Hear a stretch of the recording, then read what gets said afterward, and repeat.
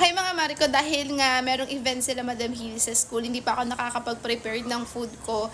So, number one na pinagbawal sa akin para sa aking hyperthyroidism ay kumain ng ma-iodine. So, hindi ako kumakain ng biskwit, hindi rin ako kumakain ng tinapay. Bakit? Meron kasing iodized salt yun. So, hindi ako pwede doon. Pero sabi naman ng iba, wala naman daw binawal sa kanila. Pero sa akin talaga, from the start until now, yun yung pinagbabawal sa akin ng doktor ko. Hindi ibinigay ng doktor ko yung specific ko ano ba yung bawal. Pero nag-research na lang talaga ako, Bang Ami. Kasi yung endok, wala naman talaga siyang sinabi. Pero natandaan ko, sinabi rin pala niya, sorry, yung mga canned goods, yun talaga bawal na bawal talaga sa akin. Pero yun, simula na diagnose ako, siguro bilang lang siguro sa daliri, baka 2-3 lang beses akong kumain ng mga canned goods. Pero, ayun naman, hindi naman na ako kumakain ngayon. So, ang food ko ngayon, mga Mariko, meron akong mango dito. Medyo hinog na siya dito. Pero okay pa naman yan.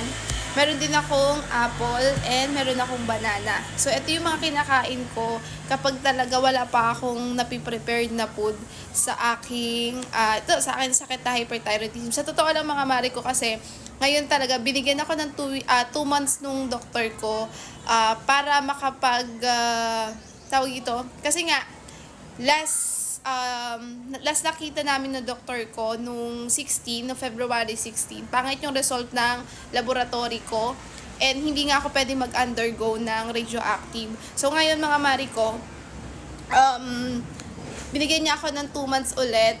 Nagme-meds ulit ako ng metimazole 5 mg 2 times a day and propanolol 40 mg 2 times din ako nagtitake para daw mag-normal ulit.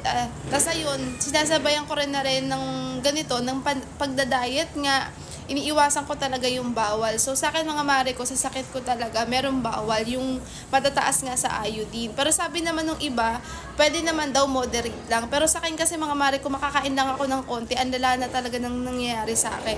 Lalo na ngayon mga may nakain lang ako kahapon na may iodine na konti. Ayun, sumakit yung tiyan ko, para akong nakakailang balik ako sa CR namin. So, ganun yung sa akin mga mi.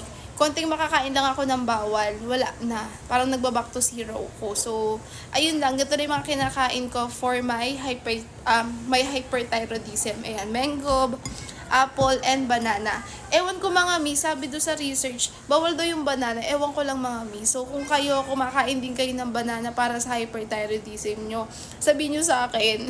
So, ayun na. Bye-bye!